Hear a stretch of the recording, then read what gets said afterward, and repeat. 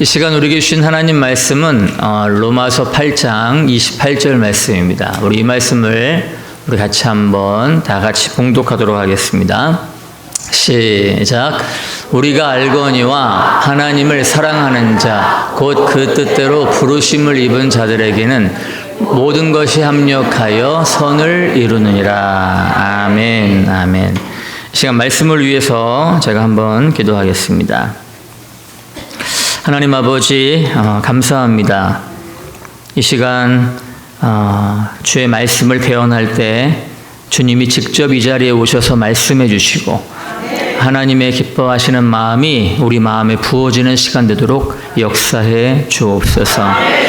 주님, 우리의 상황과 형편, 우리의 처지를 주님께서 정말 잘 알고 계시는데 주님이 직접 이 자리에 오셔서 우리에게 말씀하신다면 무엇을 말씀해 주기 원하십니까?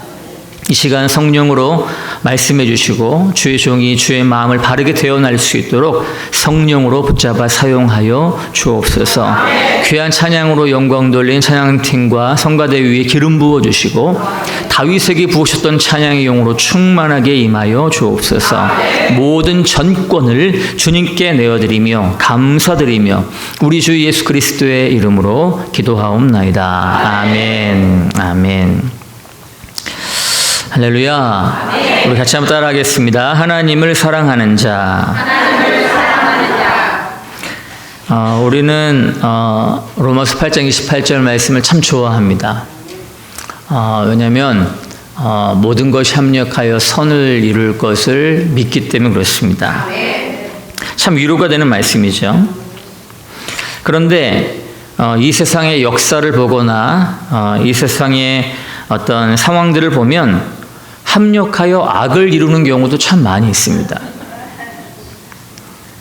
다시 말하면 우리가 잘못해도 우리가 아무렇게나 살아도 그냥 모든 것들이 합력해서 선을 이루는 것이 아니라는 것입니다. 그것은 오늘 본문에 대해서 오해하는 것입니다. 그렇다면 어떻게 하면 우리 삶 속에서 모든 것이 합력하여 하나님의 선을 이루어낼 수 있을까요? 먼저 오늘 본문 말씀에 나오는 모든 것이라는 단어는 헬라어로 판타라는 단어를 사용합니다. 이것은 상황 그리고 사람을 말할 때 사용하는 단어인데 우리가 살아가면서 때로는 내 삶에 정말 아름다운 상황을 만날 때도 있습니다. 그런데 때로는 내가 기대하지 않았던 상황들, 마치 벌을 받는 것 같은 상황들, 이해할 수 없고 억울한 상황들이 펼쳐질 수도 있습니다. 삶을 살아가면서 정말 선한 사람을 만날 때도 있지만 때로는 악한 사람을 만날 때도 있습니다. 이 모든 것, 그것이 판타 안에 들어가는 것입니다. 내가 만나는 모든 좋은 상황, 나쁜 상황, 좋은 사람, 나쁜 사람, 이 모든 것이 합력해서 선을 이룰 수 있다는 것입니다. 선이라고 하는 말은 헬라어로 아가돈이라는 단어를 사용하는데 문맥에서 보면요, 그것은 하나님께서 이끄시는 구원을 의미합니다. 그 영혼이 하나님 앞으로 나오도록 하기 위해서 내가 원하든 원하지 않든 그 모든 상황들을 동원하시고 내가 좋아하는 사람이든 좋아하지 않는 사람이든 다 동원해서 합력해서 하나님의 뜻을 이루게 된다는 것입니다. 그러니까 선은, 여기 나오는 선은요, 내가 원하는 것, 내 계획, 내 꿈이 이루어지는 것이 아니라 내가 원하든 원치 않든 그 모든 상황과 그 모든 만남을 통해서 하나님의 선하신 뜻과 섭리가 이루어지는 것을 의미하는 것입니다. 그렇다면 과연 어떻게 하면 하나님께서 우리가 만나는 모든 상황과 사람들을 통하여 합력하여 선을 이룰 수 있을까요? 오늘 본문에서 세 가지로 그 비결을 제시합니다. 오늘 말씀을 통하여 하나님의 음성을 꼭 들으실 수 있기를 주님의 이름으로 축복합니다. 첫째로 오늘 본문 이렇게 말씀합니다. 하나님을 사랑하는 자예요. 하나님을 사랑하는 자가 만나는 모든 좋은 환경, 나쁜 환경, 하나님을 사랑하는 사람이 만나는 모든 좋은 사람, 악한 사람, 그 모든 걸 통해서 하나님께서는 그 사람의 삶 속에 하나님의 선을, 하나님의 뜻을 이루시겠다라는 것입니다. 다시 말하면 하나님은 내가 지금 무슨 상황을 만나고 있느냐, 내가 지금 어떤 사람을 만나고 있느냐, 그것보다 하나님의 관심은 어디 있냐면요, 너가 정말 나를 사랑하느냐, 하나님의 관심은 거기 있다라는 것입니다. 그때 주님, 제가 주님을 사랑합니다. 마음 깊은 곳으로부터 주님, 제가 주님을 사랑합니다 고백할 수 있다면 하나님은 그 모든 상황과 그 모든 사건과 그 모든 만남들을 합력해서 선을 이루어 주시겠다고 말씀하시는 것입니다. 그렇다면 하나님을 사랑한다는 게 뭘까요? 사랑하면 이상한 증상이 생깁니다. 사랑하면 자꾸 생각이 납니다. 그 사람이 어디가 있어도 자꾸 생각이 납니다. 교회에 있든 집에 있든 학교에 있든 직장에 있든 분명히 장소가 바뀌었어요. 그럼에도 불구하고 계속 마음에서는 그 사랑하는 대상이 떠오릅니다. 그래서 사랑은 우리의 마음이 사랑하는 대상에게 옮겨간 상태라고 말할 수 있습니다. 마음이 거기가 있어요. 마음이 그에게 가 있으니까 어느 곳에서나 그 사랑하는 대상이 보여지고 느껴지는 것입니다. 이렇게 마음이 가버린 상태를 사랑한다 그래요. 그래서 하나님은 하나님을 사랑하되 너의 마음을 다하여 하나님을 사랑하라고 하십니다. 하나님은 우리의 마음을 원하시는 거예요.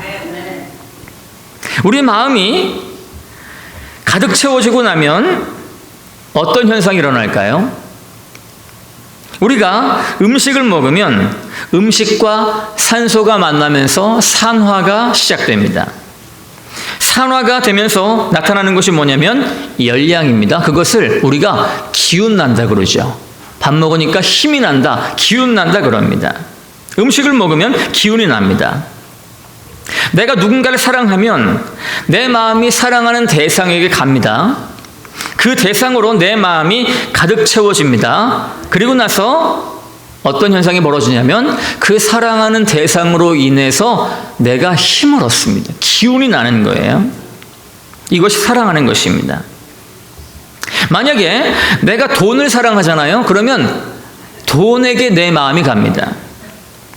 내 마음의 그릇이 돈으로 가득 채워집니다.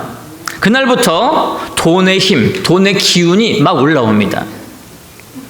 돈이 잘 벌리면 너무 행복해요. 그런데 돈이 안 벌리면 자꾸 염려와 근심이 찾아옵니다. 내가 하나님보다 내 자녀를 더 사랑하잖아요. 그러면 내 자녀에게 내 마음이 갑니다. 내 마음이 자녀로 채워집니다. 자녀로 인해서 배가 부릅니다. 그 뒤부터 자녀 때문에 힘이 납니다. 그런데 자녀가 자라면 너무너무 행복해요. 그런데 자녀가 문제가 생기면 내가 죽을 것 같습니다. 이게 그 마음에 무엇이 채워지냐에 따라 달라지는 것입니다. 그런데 그게 아니라 하나님을 사랑하면 어떻게 될까요? 하나님을 사랑했습니다. 그랬더니 내 마음이 하나님께 갔어요. 그랬더니 하나님으로 내 마음이 가득 채워집니다. 그 뒤부터 하나님이 주시는 힘과 하나님이 주시는 기운이 내 안에서 올라오기 시작합니다. 분명히 내 삶에 문제가 있어요. 경제에 문제가 있고 자녀의 문제가 있고 건강에 문제가 있고 여러 가지 문제가 많지만 그럼에도 불구하고 하나님이 내 마음에 채워져 있기 때문에 내가 하나님을 사랑하기 때문에 하나님이 주시는 기운을 느끼게 된다는 것입니다. 그때부터 하늘로부터 오는 의와 평강과 희락을 느낍니다. 이것이 바로 하나님을 사랑하는 자의 모습입니다. 압살롬이 아버지 다윗을 죽이려고 군대를 몰고 들어갔습니다. 다윗이 너무 급해서 도망가요. 머리도 빗지 못하고 신발도 신지 못하고 그 왕이 신발 들고 뜁니다. 군사 몇만 붙어서 다윗과 함께 도망갑니다. 그 뒤에 압살롬의 군대가 추격해 옵니다. 그런데 이렇게 다급한 상황에서 다윗이 시편 3편 5절 6절에서 이런 말을 합니다. 내가 누워 자고 깨었으니 여호와께서 나를 붙드심이로다. 천만인이 나를 둘러치려 하여도 나는 두려워 아니하리로다. 여러분 이해가 되십니까? 지금 너무나 큰 위기를 만났잖아요. 지금 다윗이 그것도 압살롬의 아들의 반역으로 인하여 너무나 급한 위기를 만났습니다. 그런데 다윗은 내가 누웠대요. 잠을 잤답니다. 그리고 깨었답니다. 위기를 만났는데 이해할 수 없는 불행을 만난 것 같은데 그 상황 속에서도 절대 평안 가운데 다윗은 잠을 잘 수 있었습니다. 어느 정도 평안했냐면 천만인이 나를 둘러 친친다 할지라도 내가 두려워하지 아니한다라고 고백합니다. 어떻게 가능할까요? 우리가 무엇을 느낀다고 말씀드렸습니까? 우리는 우리의 마음이 가 있는 대상을 느낍니다. 만약에 다윗이 천만인이 나를 둘러 진쳐 있는 그 상황에 마음을 빼앗겨 버리면 그때부터 근심하고 염려하고 좌절했을 것입니다. 그런데 다윗은 그게 아니에요. 하나님, 제가 누웠습니다. 제가 깊은 잠을 잡니다. 하나님, 제가 깨었습니다. 천만인이 나를 둘러 친친다 할지라도 나는 두렵지 않습니다. 이 말은 다윗이 지금 하나님을 사랑하고 있는 것입니다. 하나님을 사랑하니까 내 마음의 그릇이 하나님으로 채워져요. 그러니까 하나님 주시는 힘과 기운을 느끼게 되는 것입니다.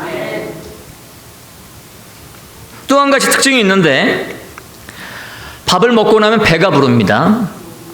배가 부르면 그 뒤에 아무리 내가 좋아하는 음식을 갖다 줘도요 먹을 수가 없습니다. 우리 마음도 똑같습니다.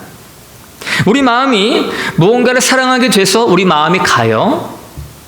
그리고 우리 마음이 그 대상으로 채워지고 배가 부르면 이상합니다. 다른 것이 안 보입니다. 배가 불러서 다른 것에 관심이 없습니다. 우리 마음이 세상적인 다른 것으로 가득 채워져 있고 그 힘과 기운이 내 마음을 좌지우지하고 있는 상황에서는 아무리 기도하고 아무리 말씀을 들어도 그게 내 마음에 들어오지가 않습니다. 예수님이 직접 오셔서 말씀하셔도 바리새인들처럼 직접 오셔서 말씀하셔도 그 말씀이 들리지가 않습니다. 왜냐하면 내 마음에 이미 다른 게 너무 많이 들어와 있어요. 그래서 관심이 없습니다. 그래서 예수님은 회개하라가 먼저였습니다. 그 마음이 바뀌어야 된다는 거예요. 이렇게 마음이 한번 다른 것으로 채워지고 나면 자꾸 그것으로 인하여 움직이게 되어 있습니다. 그런데 하나님 사랑하면 하나님 주신 그 배부름 때문에 하나님 주시는 그 힘과 기운 때문에 그 모든 상황 속에서 평강을 누릴 수 있습니다. 그래서 다윗은 지금 그 급한 위기 상황 속에서도 하나님, 제가 하나님 안에서 누웠습니다. 잠을 잡니다. 제가 깨어났습니다. 천만인이 나를 둘러 친친다 해도 나는 하나님 두렵지가 않습니다. 그 말은 내가 하나님을 사랑하고 있고 하나님 주시는 기운으로 내가 충만하다는 것을 고백하고 있는 것입니다. 성경에 항상 기뻐하래요. 성경에 범사에 감사하랍니다. 여러분, 이게 가능할까요? 항상 기뻐하라, 범사에 감사하라. 많은 경우 감사할 수 있습니다. 많은 경우 기뻐할 수 있습니다. 그런데 그렇지 못할 상황도 있잖아요. 그런데 왜 이렇게 하라고 말씀하실까요? 우리 삶에서 감사할 수 없고 기뻐할 수 없는 상황을 만날 때도 있습니다. 그런데 그때 그 상황과 그 환경에 우리 마음을 주잖아요. 그러면 그 상황과 환경이 주는 기운을 느껴버립니다. 그럼 두려워하는 거예요. 근심하는 겁니다. 초조한 것입니다. 주님께서 항상 기뻐하라, 범사에 감사하라 이렇게 말씀하신 이유는 뭐냐면 너의 마음을 나에게 달라 그 말입니다. 하나님께 하나님을 마음을 다하여 사랑하라는 것입니다. 하나님께 마음 드리면 하나님으로 내 마음이 가득 차요. 배가 부르기 시작합니다. 그러면서 하나님의 기운이 내게 올라옵니다. 그러니까 감사할 수 없는 상황, 기뻐할 수 없는 상황이 온다 할지라도 다윗과 같이 천만인이 나를 불러 신친다 할지라도 내가 두려워하지 않겠습니다라고 고백한다라는 것입니다. 이것이 바로 오늘 본문에서 말씀하는 하나님을 사랑하는 자입니다.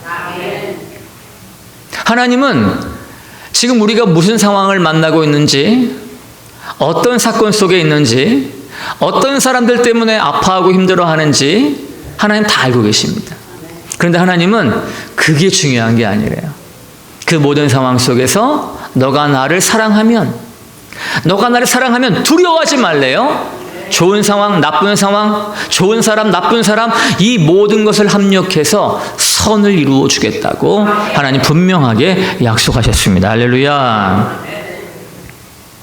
두 번째로 모든 것이 합력하여 선을 이루는 비결은 그 뜻대로 부르심을 입은 자들에게입니다. 이 말을 쉽게 풀어보면요, 하나님이 주신 소명에 입각한 삶을 살고 있을 때라는 말이에요. 하나님이 나에게 소명을 주셨는데 그 소명에 충성을 다할 때 두려워하지 말라는 겁니다. 그 모든 상황이 합력하여 선을 이룬다는 것입니다. 내가 하나님이 부르신 소명이 뭔지 알아요. 그리고 그 소명을 위해 최선을 다합니다. 그러면 아무리 내 인생이 불행처럼 느껴진 환경이 다가온다 할지라도, 악인을 만난다 할지라도 하나님은 그 모든 걸 합력하여 선을 이루시는 것입니다. 소명이 뭘까요? 소명. 하나님이 나에게 맡기신 소명에 충실해야 되는데 그 소명이 뭐냐면, 소명은 내가 이 일을 하다가 죽어도 좋다. 이게 소명입니다. 나는 이 일을 위해 내 삶을 바친다. 이게 소명입니다. 다른 말로 하면 이 일을 성취하기 위해서, 이 일을 완성하기 위해서 다른 모든 것들을 잃어버려도 괜찮다. 이게 소명입니다. 모든 것을 내려놓을 수 있는 그것이 소명입니다. 사도 바울이 복음을 증거하는 일을 위해서는요, 나머지 것들을 배설물로 여긴다 했습니다. 바리새인이었고 로마 시민권 가지고 있었고 가말리엘에게서 배운 그 당시 최고의 학문, 최고의 실력을 가진 사람입니다. 그런데 그가 가지고 있던 그 모든 것들을 예수님 만나고 나서는요, 복음을 위해서 다 사용하고 다 내어버릴 수 있는 사람이 바로 바울이었습니다. 이게 바로 소명받은 사람의 삶입니다. 해방 전에 함경북도 나남에 젊은 여자 거지가 살았습니다. 남루한 옷을 입었는데 속이 다 비치는 옷을 입고 다닙니다. 여자가 거지예요. 그런데 미친 사람처럼 항상 웃고 다닙니다. 땅에 있는 음식을 주워 먹고 집집마다 돌아다니면서 버린 음식을 뒤져서 그거 쓰레기를 먹고 삽니다. 음식을 먹으면서 웃고 길을 걸어다니면서 웃습니다. 사람들이 그 여자를 비웃습니다. 마을 사람들은 그 여자가 우리 마을에 들어오는 게 너무너무 싫어요. 그래서 그 여자가 들어오면 물을 끼얹어 버립니다. 못 들어오게 혼냅니다. 욕을 하기도 합니다. 어떤 때는 아이들이 그 여자에게 돌멩이를 던져요. 한 번은 돌멩이를 던져서 기절한 적도 있습니다. 그런데 이 함경북도 나남의 이 여자가 왜 유명해졌냐면 바로 그 다음 일 때문에 그렇습니다. 해방이 된 다음에 나남에 소련군들이 거주하기 시작했습니다. 그런데 그 여자 거지가 소련군 장교 복장을 입고 거기서 나타났습니다. 그동안 여자 거지로 스파이 활동을 하고 있었던 것입니다. 그 여자는 왜 사람들이 나를 비웃을까? 왜 나는 거지 같고, 왜 나는 버린 음식을 먹고 살까? 왜 나는 손가락질 받을까? 난 왜 이렇게 가난할까? 나는 왜 아이들이 던진 돌에 맞아야 되나?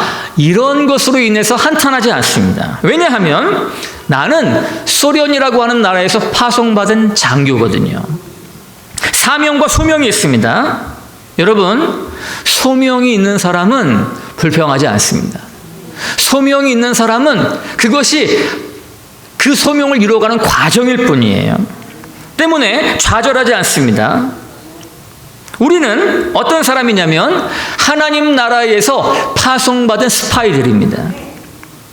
이 땅에서 때로는 힘든 날을 보낼지라도 하나님 나라에 그 하나님의 귀한 사명을 가지고 파송받은 사람들은요, 이 땅의 것에 연연해하지 않습니다. 단지 하나님의 작전대로, 하나님의 계획대로, 하나님의 지시대로 그 사명을 따라 살아갈 뿐입니다.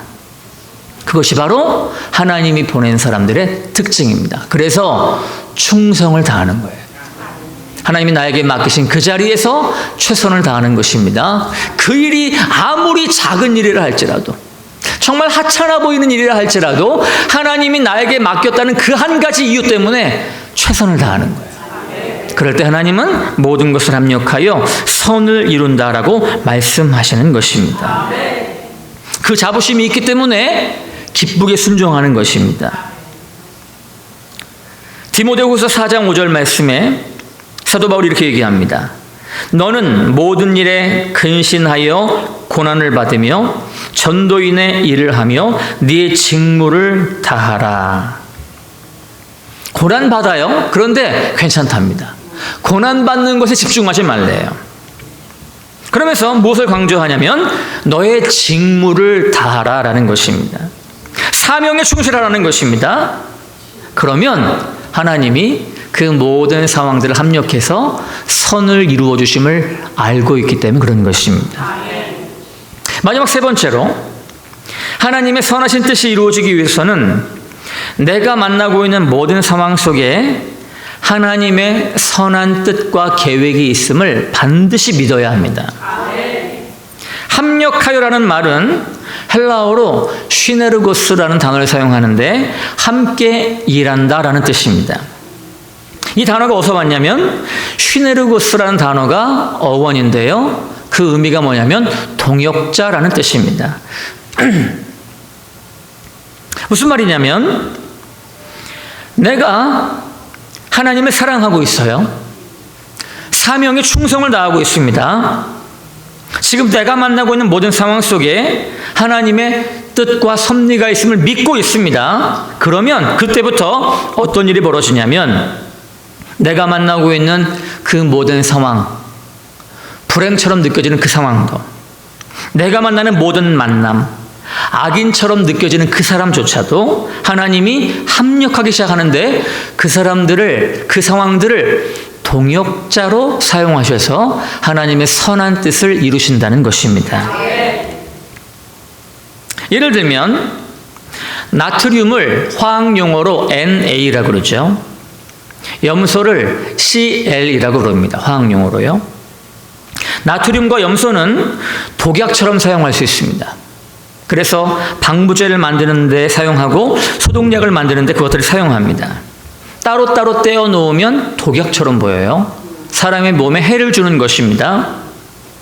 그런데 이 두 가지가 시네르고스, 합쳐져요.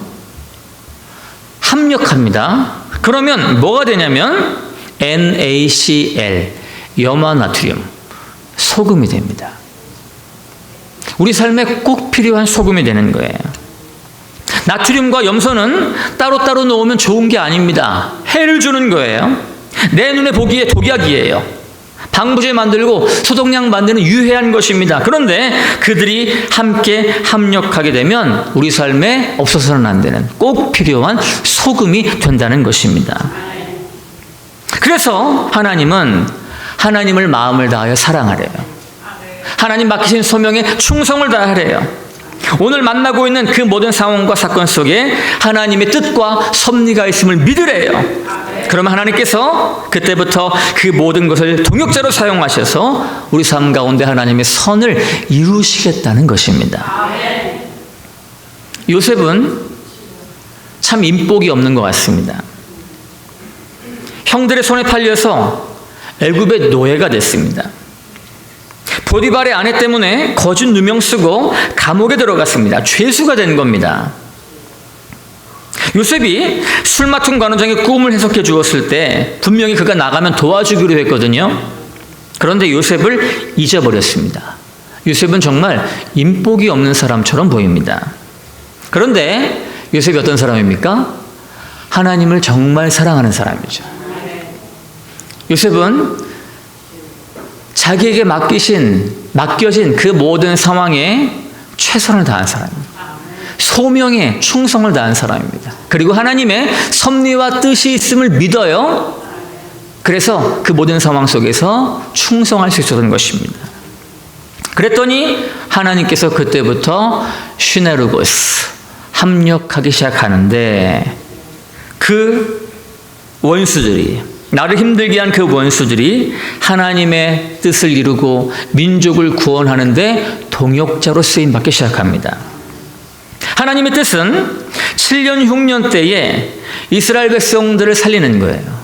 왜냐하면 이스라엘 후손으로 그리스도가 오셔야 되는데 흉년으로 끊기면 안 되기 때문에 하나님은 요셉에게 꿈을 주시고 그를 애굽에 보내고 총리가 돼서 그들을 흉년 때 살리는 것이 하나님의 계획입니다. 시편 105편에 보면 하나님 분명히 말씀하세요. 그래서 요셉이 고백합니다. 형들이 나를 판 게 아니라 하나님이 우리 민족을 구원하시려고 형들을 통해 나를 먼저 이곳에 보낸 것이라고. 시편 105편에도 말씀이 나오고 창세기 49장, 45장 다 나옵니다. 여러분, 꿈 한 번 해석 잘해서 총리가 되면 어떻게 될까요? 그 다음에 실력이 없어서 한 6개월 있다 하야해야 합니다. 실력이 안 되는 거예요. 그래서 하나님께서 먼저 그를 준비시키시는데 애굽의 경호대장이라 할 수 있는 그 위치, 그 신분에 있는 보디발의 집에 노예로 들어가게 합니다. 그곳에서 얼마나 성실한지요? 보디발이 그 집의 모든 열쇠를 다 맡깁니다. 그곳에서 그 큰 집안의 그 큰 가문의 살림을, 경제를 도맡아서 10년 동안 관리합니다. 거기서 무슨 훈련 받은 거예요? 경제훈련, 재무훈련 다 받은 것입니다. 이제 한 10년 되니까 하나님 보시게 됐어요. 그래서 그 다음에 다른 훈련을 시켜야겠는데 보디발의 아내를 통해서요 감옥에 들어갑니다. 그런데 그 감옥이 어떤 감옥이냐면 왕의 죄수들을 가두는 감옥입니다. 다시 말하면 고위공직자들, 높은 위치에 있는 사람들이 잘못했을 때 그 감옥에 들어와 있어요. 거기서 왕실의 문화를 배웁니다. 왕실의 문화를 배우고 왕의 인척관계를 배우고 외교관계를 배우고 그 사람들의 스타일을 배우고 성향을 배우고 그러면서 그곳에서 인간관계 훈련을 하나님 다 시키시는 거예요. 그리고 나서 술 맡은 관원장에게 꿈도 해석해 줬습니다. 그 사람이 술 맡은 관원장이 왕의 죄수이기 때문에 그 감옥에 들어와 있었고 그래서 요셉을 만난 것입니다. 술 맡은 관원장에게 부탁했어요. 분명히 도와주기로 했는데 요셉을 잊어버렸습니다. 근데 만약에 안 잊어버리고 그때 바로 술 맡은 관원장이 왕에게 가서 바로 왕이시여, 내가 감옥에 있을 때 요셉이라는 사람이 꿈을 해석해 줬는데 정말 대단합니다. 그 사람 말한 대로 됐습니다. 그러면 왕이 불러낼 거예요. 너 꿈 해석 잘한 다음에 칭찬해주고 상금 좀 주고 그리고 아버지에게 보냈을 겁니다. 너 억울한 사람이라며 억울했다며 그러면서 다시 고국으로 보냈을 거예요. 그러면 하나님의 뜻이 이루어지는 게 아닙니다. 왜냐하면 그 당시에 애굽에 관직으로 올라갈 수 있는 최연소 나이가 30세입니다. 그런데 그때 요셉의 나이가 28살이었거든요. 한 2년 동안 술 맡은 관원장이 다 잊어버립니다. 요셉이 잃어버렸어요. 그러다가 30세가 넘으니까 하나님이 직접 바로 왕에게 꿈을 주세요. 2번이나 꿈을 겹쳐꾸게 하십니다. 이해가 안 돼요. 혼란스럽게 하십니다. 그러다가 술 맡은 관원장이 요셉이 생각났어요. 그리고 요셉이 감옥에서 올라와요. 죄수의 옷을 벗고 왕 앞에 섭니다. 그 남루한 모든 걸 벗어버리고 수염도 깎고 다 벗어버리고 왕 앞에 섭니다. 그리고 그 자리에서 총리가 돼요. 꿈 한 번 잘 꿔 총리가 된 게 아니라 실력을 갖추고 총리가 된 것입니다. 그래서 하나님의 뜻을 이루는 사람이 된 것입니다. 분명히 따로따로 떨어뜨려 놓고 보면 요셉의 형들 정말 악인이죠. 어떻게 동생을 노예로 팝니까? 돈 받고 팝니까? 죄 없는 요셉 누명 씌워서 감옥으로 보낸 보디발의 아내, 정말 나쁜 사람이죠. 요셉을 2년 동안 잊어버린 술 맡은 관원장도 너무 안타깝습니다. 요셉이 그동안 얼마나 힘들었겠습니까? 따로따로 떼어놓으면 정말 어려운 것 같아요. 그런데 요셉이 하나님을 사랑합니다. 소명에 충성을 다합니다. 그리고 하나님의 뜻과 섭리가 있음을 믿습니다. 그랬더니 하나님이 슈네르고스, 그 모든 것을 동역자로 삼아서 합력하기 시작하는데 하나님의 계획대로 다 이루어지게 되는 것입니다. 할렐루야. 잠언 16장 4절 말씀에 여호와께서 온갖 것을 그 시움에 적당하게 지으셨나니 악인도 악한 날에 적당하게 하셨느니라 말씀이에요. 악인도 때가 되면 하나님의 뜻을 이루는데 하나님의 도구로 사용하신다라는 것입니다.